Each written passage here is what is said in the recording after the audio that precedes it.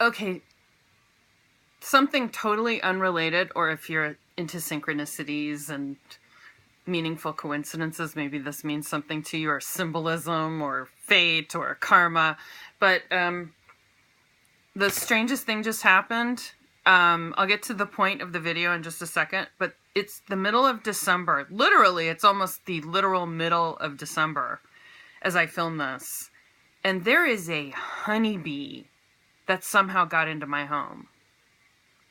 I have no idea how that happened, because if I open the windows, I always use a screen.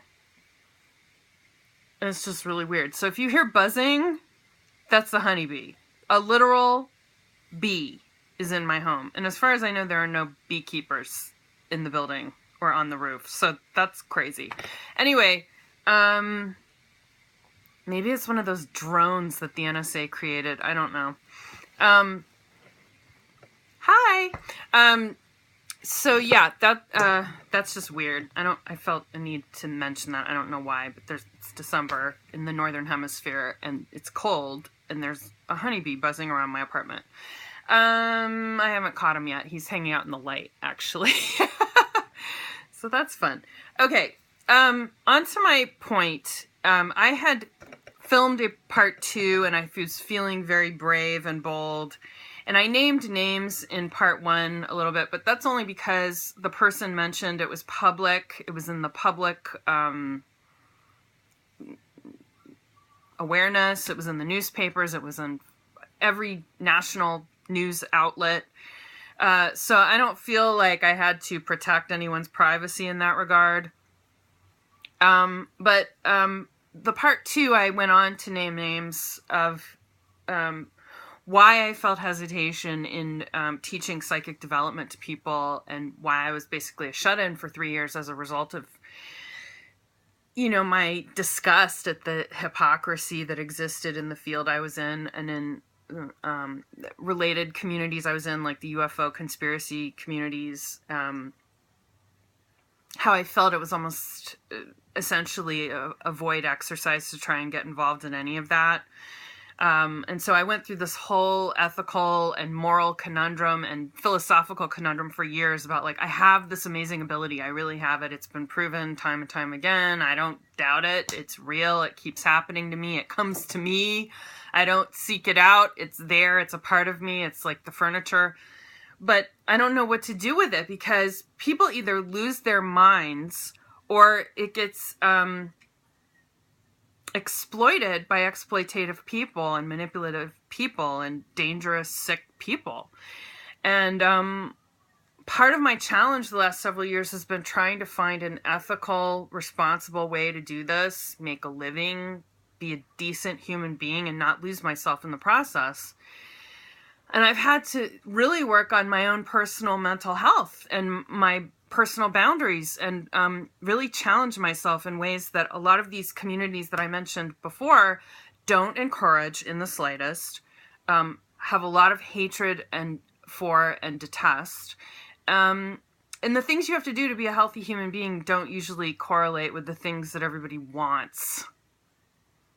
And that's hard, because it's hard. It has a toll. It wears down on you after a while, always constantly having to pull the reins back and constantly tell people, maybe you shouldn't do that, or maybe we should think about this instead of that. And people become like spoiled little children when you take away their toys. And that gets exhausting. That's exhausting to constantly have to be the limit setter. I don't want people to have limits. I want them to be responsible human beings who understand when something is dangerous, and if they're going to do something dangerous, they weigh the pros and cons heavily before doing it. I am not opposed to doing things in a contextually specific way, because each situation is unique and different. But be responsible about it. Know what you're doing and understand why you are doing it. So it's really about me grappling with the philosophy of this more than anything else. And I had made this part 2 before, and I'm just remaking a new part 2 because I named names in the second one that were more had to do with military intelligence. And I thought afterwards, the thought came to me and the feeling came to me, oh, this channel and or this video might get flagged if I name these names, which pisses me off, but nonetheless, that's a possibility. So I'm going to try and keep this as explicit as possible, but without giving away key details of names. I wish I could. It's just, I want to keep this channel going, and I want to be able to serve the public in the best way I know how without making too many enemies, hopefully. But I was going on with other examples for the first part 2 video that I shot that I'm not going to publish. And this is the replacement part 2 instead. Because I wanted to illustrate how easy it is for psychics to be abused and exploited and spied upon, quite frankly. And if I open up your third eye, like, you have to consider the possibility that you might get on people's radars, you know, and or you might introduce a whole new audience of people into your life, a whole new group of people into your life. And maybe some of those people, if you're not really solid in yourself, it might not be so great for you. It might not be so healthy if you're not ready for it, if you're not ready to be strong, basically, and set boundaries and be healthy. And our culture doesn't encourage that either. Like, in general, healthy boundaries are usually discouraged, and excess and fantasist ways of thinking, fantasy prone ways of thinking is usually more encouraged and celebrated and romanticized. But if you can't handle yourself, child, you should not be doing this. It's like, don't run with scissors. It's just basic common sense stuff. So, I want people to be psychic, but only because I want them to be full human beings. And just the other point I wanted to illustrate for the part 2 was, I don't know how to do this and find the people who are ready exactly. And so I guess I'm just trying to establish a dialogue, open up a dialogue more of finding out more of what people want. Like, what they really want is often not the thing they say they want. And so it's really important to understand subtext and what the underlying real need is, as opposed to what the people say they want. So they say they want to be a superhero, but maybe what they really mean is they're frustrated with life and they want to have some semblance of control over themselves that they don't feel like they currently do. But they don't want to do the work sometimes. And you know, my coaching business really helps people do the work. Like, I'm one of those people who's like, to get self-motivated, I really have to understand what the meaning behind it is and what the end goal is. And part of that involves a lot of guided visualization and understanding the benefits of doing that. And really creating that feeling inside yourself of already having that. And the things that have frustrated me in the past, I had to unlearn that because it was a defeatist attitude. So this new ethics of what it means to have psychic ability moving forward involves asking yourself questions that maybe people haven't even had a chance to ask themselves before, probably just because of the way humanity has been situated over time. They haven't had that luxury. And so we're being afforded this very powerful time right now where if you have this, what does it mean? There's no guidelines for it. It's like the Wild West in that regard. It's wide open. And I was talking about in the second video how it's been completely militarized. And it's still militarized. And don't kid yourself into thinking that it was stopped with something called the Stargate program in, I don't know what it was, the early 90s or something. It just got placed into a more black shelf or black project hemisphere. It wasn't black shelved. It just went more underground. And that, in my opinion, the best way to use this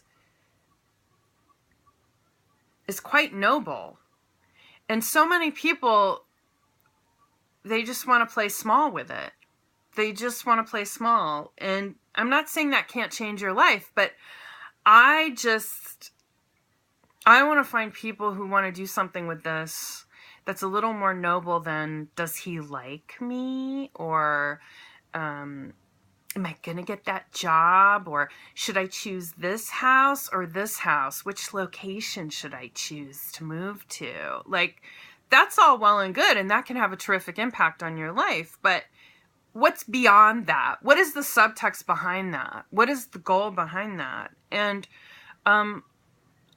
like I said, if you want to play small, that's great. But I'm looking for people who want to find a bigger philosophical context for this, and they want to work on a bigger canvas than that. So that's what that is. Okay, so continuing about the original part 2 that I destroyed, that I'm not going to publish.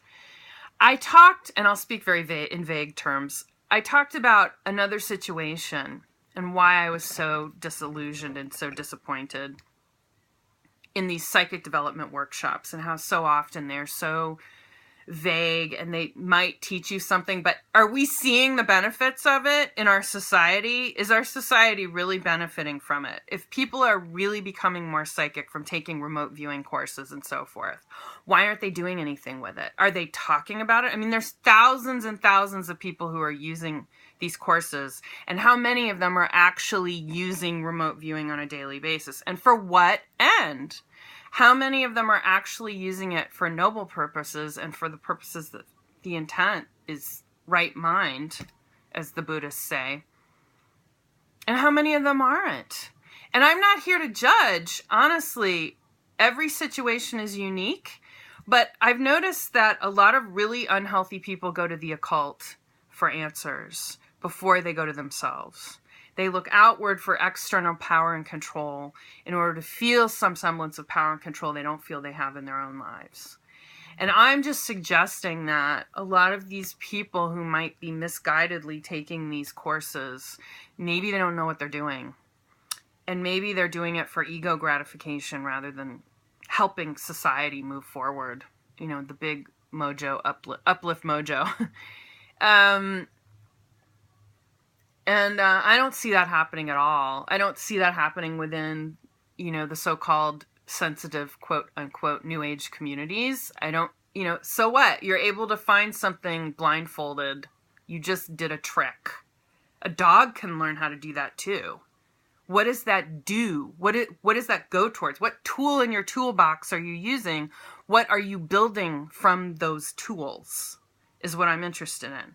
And what I'm interested in is leading a more meaningful life, a more congruent life, a life that matches up with its words and its actions, rather than, look what I can do. Do you remember that guy Stuart, that character Stuart on Mad TV? Look what I can do. This little kid who just was a holy terror, who just was very reaction seeking, as we say. I don't want people to just be like, look at this fancy, shiny toy I have. Isn't it the best? Aren't I the greatest owner of this fancy, shiny toy? So I'm going to do a part 3, I guess, and explore this philosophical conundrum a little bit more. Join me, will you? Okay, thanks.